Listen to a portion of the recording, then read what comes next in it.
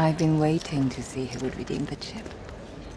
You made such a bold entrance into a little drama. Did I overcomplicate the plot? Who doesn't appreciate the occasional twist, Mr. Bond. James Bond.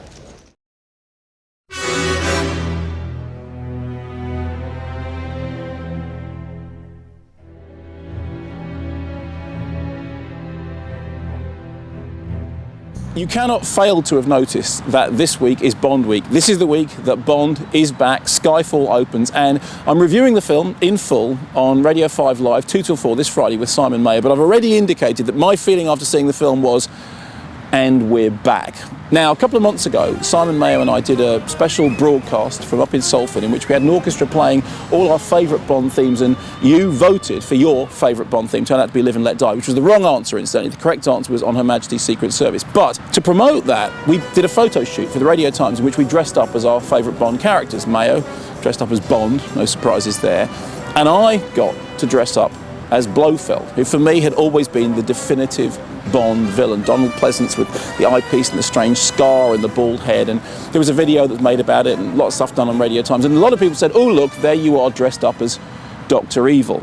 Now everyone knows that I think that Daniel Craig is the best Bond, but who is the best Bond villain? So many to choose from. I mean, some people would go for Christopher Lee as Pistol Scaramanga, one of the very few villains to be defined by the existence of a third nipple. Fantastic scene, in fact, in The Man with the Golden Gun, in which Roger Moore cleverly disguises himself as his arch nemesis by putting on an artificial nipple. Or perhaps you go for Auric Goldfinger, famously played by Gert Frobe and famously dubbed by Michael Collins. Not that Michael Collins, another Michael Collins. Although in the German version, Frobe's voice is used because he was, after all, German. Or perhaps, things being what they are, the current news climate, you think the most evil person ever depicted on screen in a Bond movie is in Tomorrow Never Dies, where Jonathan Pryce plays the fiendish media mogul Elliot Carver. That film originally was called Tomorrow Never Lies, significantly. Anyway, this Friday on Radio 5 Live between 2 and 4, Daniel Craig will be on the programme talking to Simon Mayo about the new Bond movie, and I will be reviewing it in full because perhaps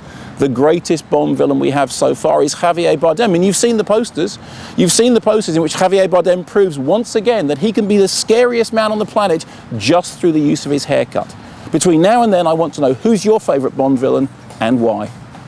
Not bad, James, for a physical wreck. Why, thank you. You got me. Now, here's your prize. The latest thing from my local toy store. It's called radio.